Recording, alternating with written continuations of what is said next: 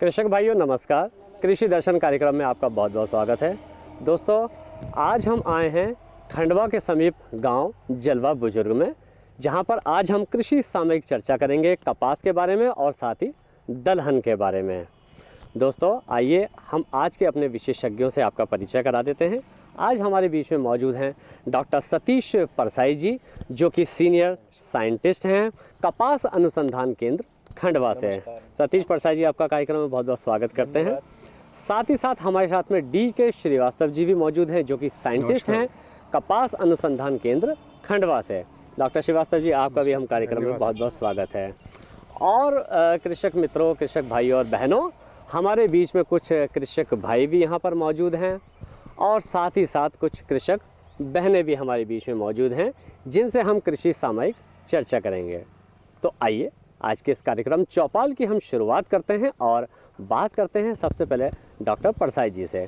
Doctor साहब, जैसा कि कपास के निकलने का ये जो समय है, हाँ जी, तोड़ाई का समय आ चुका है, इसके बारे में आप हमें क्या विशेष टिप्स देना चाहेंगे? क्या बताना चाहेंगे? मुख्य रूप से कपास का फसल जो है मध्य प्रदेश की, यदि संपूर्ण मध्य प्रदेश के दृष्टिकोण से बात करें तो अभी ये कपास 120 दिन से लेकर के 180 दिन तक का है कपास।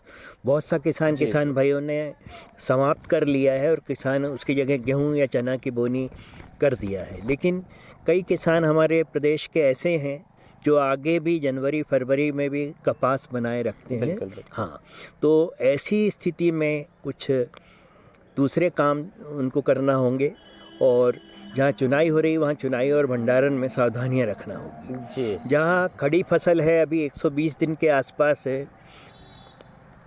तो वो खड़ी फसल में किसान भाई खरपतवार प्रबंधन का काम कर सकते हैं। सिंचाई की यदि आवश्यकता है तो सिंचाई का काम कर सकते हैं जी। और इसी प्रकार से चुनाई और भंडारण जहाँ चल रहा है तो वो चुनाई और भंडारण में सावधानियाँ रखना है। खरपतवार प्रबंधन के लिए मुख्य रूप से हम एक कोल्पा यंत्र आता है, कोल्पा यंत्र की मदद से किसान भाई यहाँ पर खरपतवार हटाने का प्रचलन है।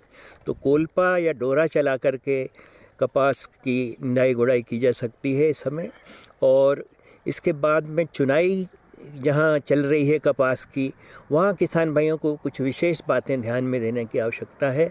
सुबह के समय प्राय आप देख रहे हैं हम ओस गिरी रहती है, तो सुबह के समय कपास की चुनाई ना करें, क्योंकि कपास में नमी रहती है उस समय ओस की। तो इस कारण सुबह के समय में चुनाई ना करें। जब कपास थोड़ा सूख जाए, 9 बजे के बाद धूप आ जाए खिलते लाती हुई, तब उसके बाद कपास की चुनाई करें। कपास की चुनाई में ये सावधानी रखने की ज़रूरत है कि अध खिले, अध पके, अपरिपक्व घेंटे या कीट प्रभावित घेंटे, इनको ना चुनने में लें या अलग से चुनाई करें इनकी, और अच्छे रेशे वाला जितना भी कपास है उसकी चुनाई अलग करें। थोड़ा सावधानी चुनाई में ये लेने की ज़रूरत है कि यदि किसान भाई जल्दबाजी करते हैं और चुनाई जल्दी करते हैं तो उस स्थिति में कपास के साथ में जैसे डंठल है पौधे का, पत्ती का सूखा भाग है, ये सब चीज़ें पहुंचने की संभावना रहती है। तो ऐसी संभावना न बने, इसके लिए थोड़ा सावधानी पूर्वक धीमे धीमे चुनाई करें कपास की। बहुत जल्दी करने की आवश्यकता नहीं है, जिससे अच्छा और साफ कपास हम एकत्रित कर सकें। साफ कपास एकत्रित करके हम जब तुड़ाई करेंगे, चुनाई करेंगे, तो निश्चित रूप से उसका भाव भी हमें अच्छा मिलेगा। जो अध खिले अध पके हैं उनको आप अलग से चुनाई कर सकते हैं उन घेंटों की। जहाँ तक घेंटों का प्रश्न है, घेंटों से इकट्ठा करने के बाद कपास को खेत में एक तिरपाल या तारपोलिन बिछा करके रखें, उस पर ये अच्छा या साफ कपड़ा भी बिछा सकते हैं, वहाँ पर ये कपास को रखने का काम करें। तो ये कुछ सावधानी इसमें लेने की आवश्यकता होती है। उसी प्रकार से जब भंडारण के लिए, अभी कई किसान तो बेच रहे हैं, तो बेचने वाले किसानों के लिए ज़रूरत नहीं है, लेकिन जहाँ किसान भाई भंडारण कर रहे हैं आगे के लिए, तो भंडारण में भी कुछ सामयिक कार्य उनको सावधानियाँ रखने की आवश्यकता है। भंडारण के लिए किसान भाइयों को अच्छा पक्का बना हुआ भंडारण कक्ष जो है वहाँ पर इसकी भंडारण करना चाहिए कपास का।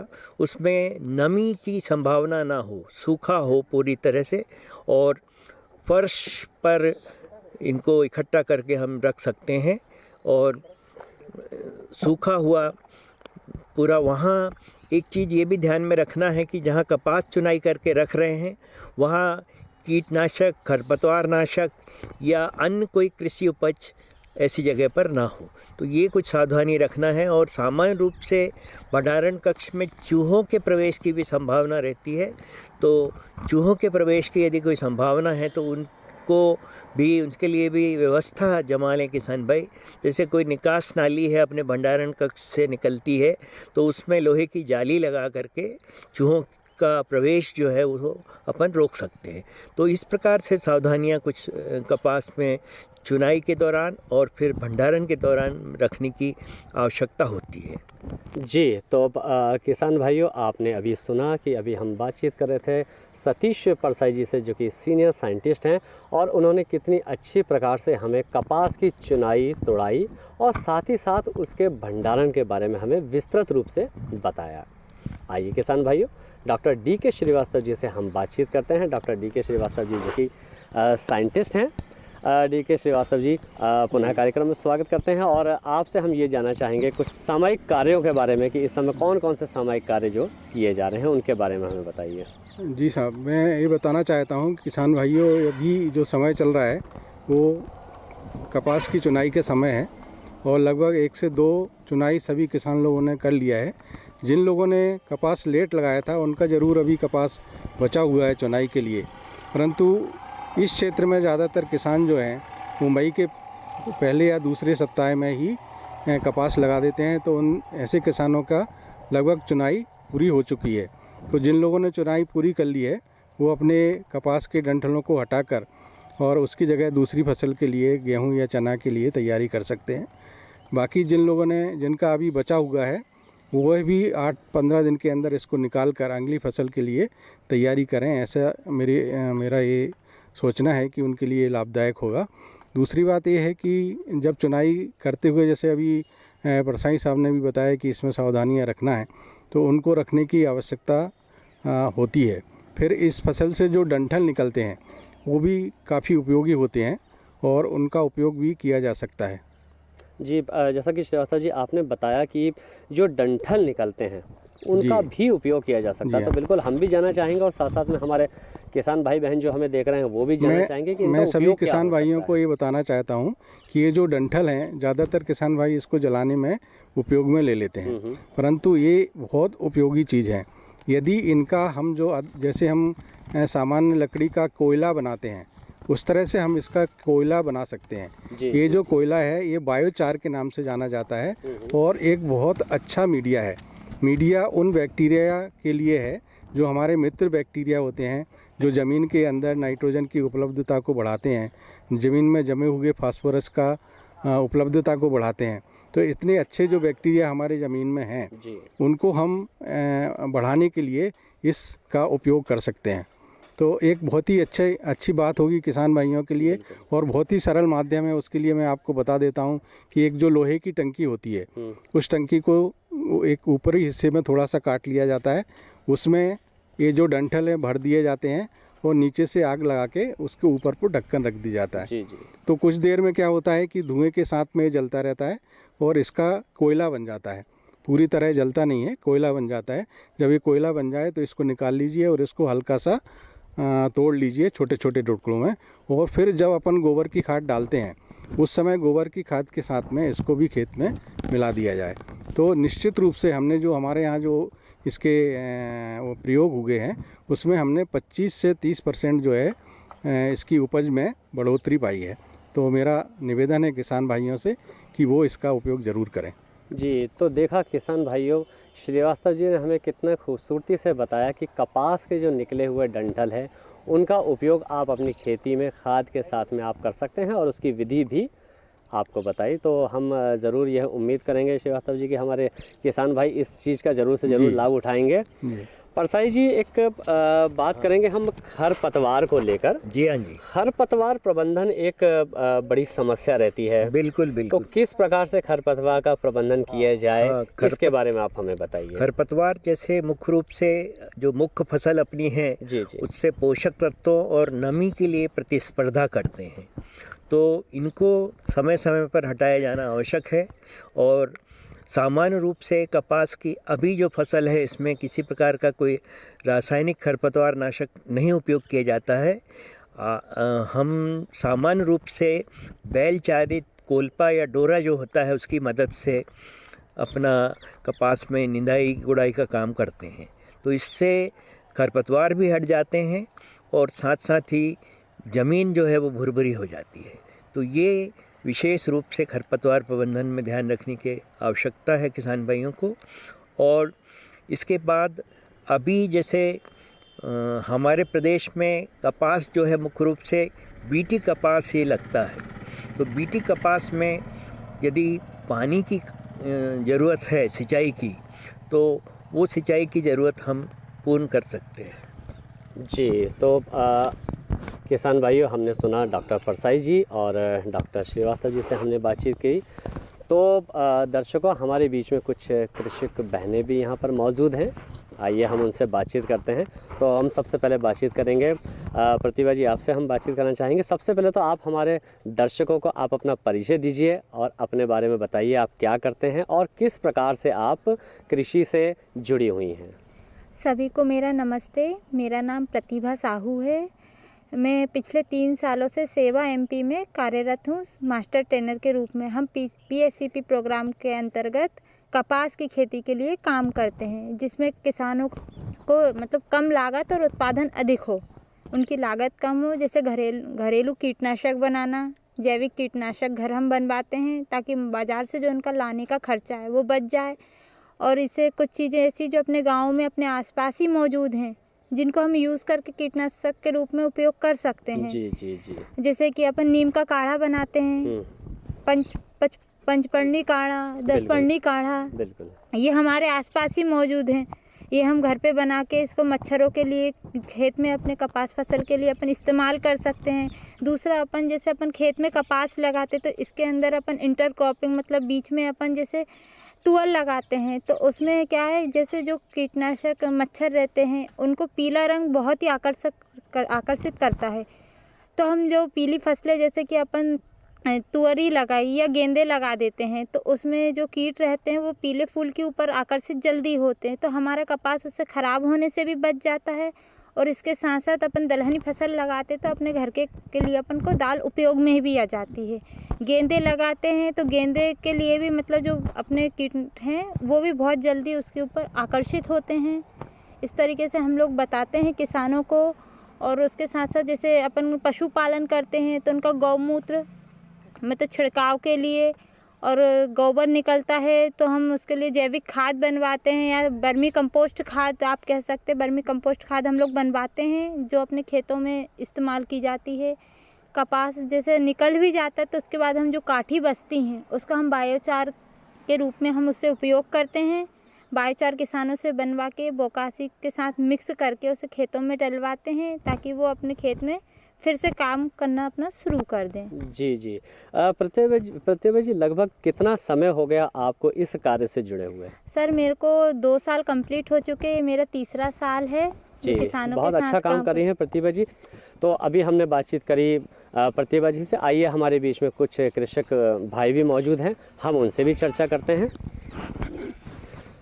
नमस्कार, बहुत बहुत स्वागत है। सबसे पहले तो हम आपसे आपका नाम और आपका परिचय जानना चाहेंगे। सर, मेरा नाम प्रेमलाल यादव है सर, और मैं गांव जलवा बुजुर्ग का रहने वाला हूँ। सर, मैं किसान हूँ, मेरी 2.5 एकड़ ज़मीन है और मैंने कपास लगाया सर, बीटी कपास लगाया 659, 5 पैकेट लगाए हुए हैं सर, 17-18 कुंटल अभी ले लिया। जी जी। ये जो कपास जैसा कि आपने बताया है कि लगाया है, तो ये कितने एरिया में लगाया है, मतलब कितने बड़े खेत में लगाया है? लगभग 3 एकड़ में लगा हुआ है सर। अच्छा, ये बताइए मुझे कि जैसे कपास आप लगा रहे हैं तो कितना समय से आप कपास की ही खेती कर रहे हैं? सर, ये तो हमारे जो परदादे हैं जब से कर रहे हैं सब, एक लंबे समय से आप कपास की जो खेती कर रहे हैं, ये जो नई जो आधुनिक जो तकनीकें अब जो आ गई हैं और ख़ासतौर से कृषि विज्ञान केंद्र भी हैं और अनुसंधान केंद्र भी हैं, ये भी मदद करते हैं हमारे। आप क्या समझते हैं, आपको कितनी मदद मिलती है इनसे? जी सर, उनसे मदद मिलती है जैविक खाद के बारे में और जैविक दवाई वगैरह सर, जैसे नीम तेल और पशु पालते हैं सर, 4-5 जैसे पशु रहते हैं, उनका जो गौमूत्र निकलता है सर, उनसे हम जैविक दवाई बनाते हैं और उसको जैसे छाछ रहता है उसको भी सड़ा गला के सर उसके भी जैविक के रूप में हम खेती करते हैं सर। जी क्या लगता है आपको कि अब जैविक जो खेती है वो कितनी ज़रूरी है? सर जैविक खेती इसलिए ज़रूरी है, उसमें अपनी खेती में जो लागत लगती है वो उसमें कम हो जाता है सर, और जैविक से फसल भी ठीक रहती है और उनका उत्पादन अच्छा मिलता है। जी जी। तो किसान भाई और बहनों, आइए और भी हमारे बीच में कृषक भाई मौजूद हैं, उनसे भी हम चर्चा करते हैं, उनसे भी हम बातचीत करते हैं। नमस्कार, बहुत बहुत स्वागत। आपका नाम बताइएगा। मांगीलाल। मांगीलाल जी, आप कहाँ से हैं? मैं जलवा बुजुर्ग से। अच्छा, खेती करते हैं आप?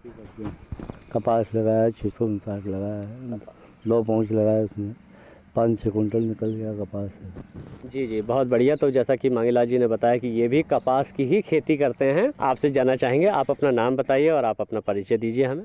भगवान दास यादव। भगवान दास यादव जी, आप कहाँ से हैं और कौन सी खेती करते हैं? इस समय आपने खेतों में क्या लगाया हुआ है? जलवा बुजुर्ग रहने वाला हूँ और खेती कपास की, सोयाबीन की, दोनों प्रकार की खेती करते हैं।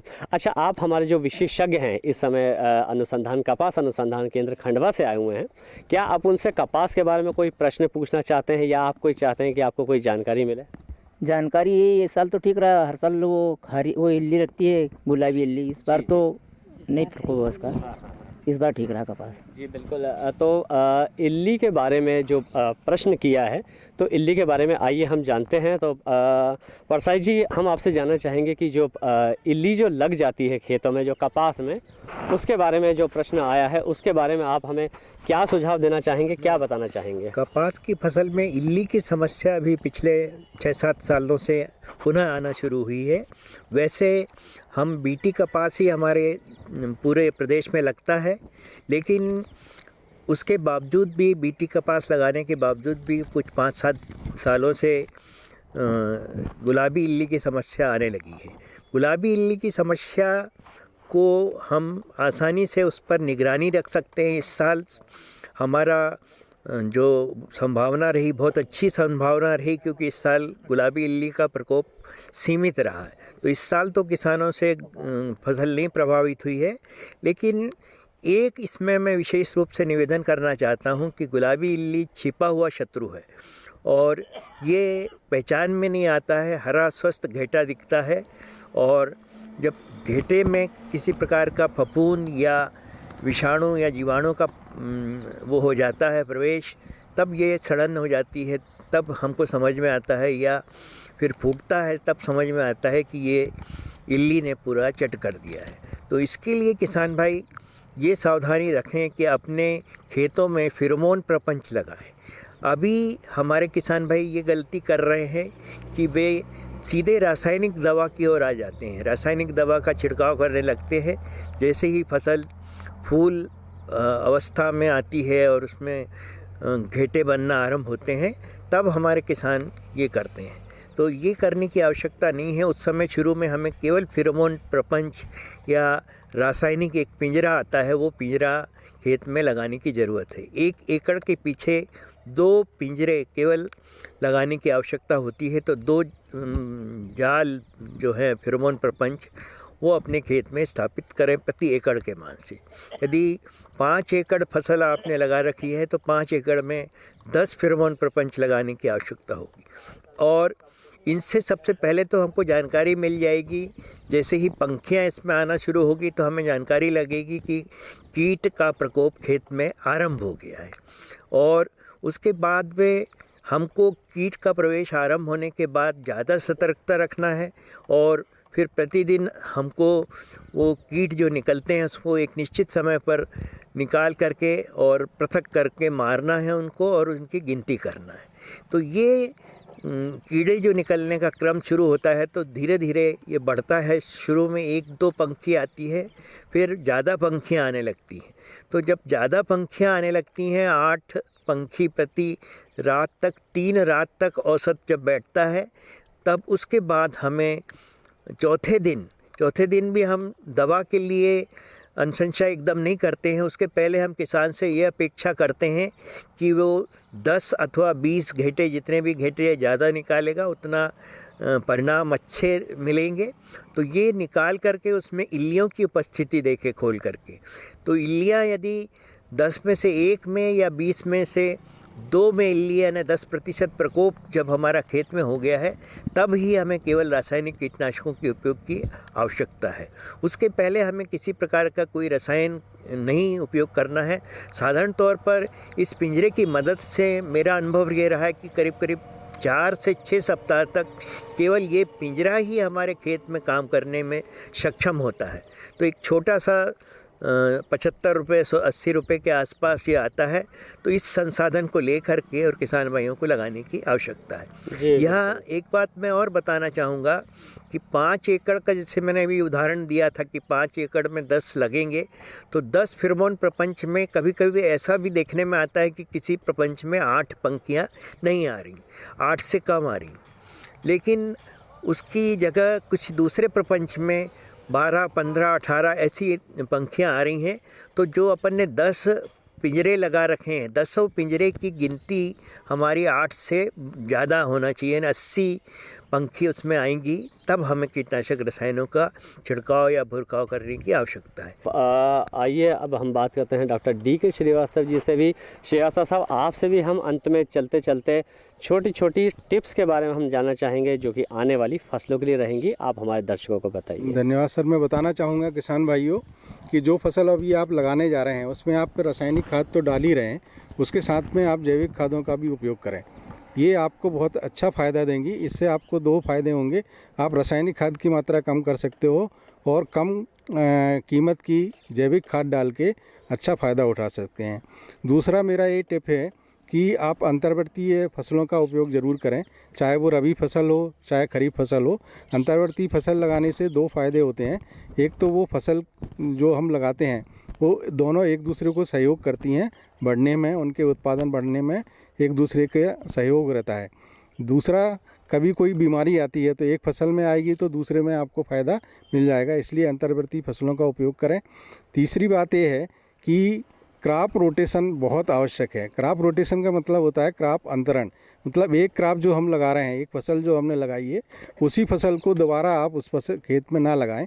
ऐसा करने से आप कई बीमारियों को रोक सकते हैं और उस फसल की उत्पादकता भी आपकी बढ़ जाएगी। जी बिल्कुल डॉक्टर श्रीवास्तव जी, आप हमारे इस प्रोग्राम में आए और आपने हमारे कृषक भाइयों को महत्वपूर्ण जानकारी दी, इसके लिए हम आपका बहुत धन्यवाद देते हैं। साथ ही साथ डॉक्टर परसाई जी, आपका भी हम धन्यवाद देते हैं। आपने भी हमारे कृषक भाइयों को और बहनों को बहुत महत्वपूर्ण जानकारियाँ दी। और साथ ही साथ हम धन्यवाद देते हैं हमारी कृषक बहनों को जो हमारे साथ में कार्यक्रम में मौजूद रहीं, आपका भी धन्यवाद। और साथ ही साथ हमारे कृषक भाई जो हमारे साथ इस कार्यक्रम में उपस्थित रहे और उन्होंने भी अपने अनुभव साझा किए, आप सबका भी हम धन्यवाद देते हैं। दोस्तों, कार्यक्रम कृषि दर्शन के चौपाल का यह अंक यहीं तक था। हम फिर मिलेंगे कृषि संबंधी नई जानकारियों के साथ। तब तक के लिए हमें आज्ञा दीजिए। नमस्कार।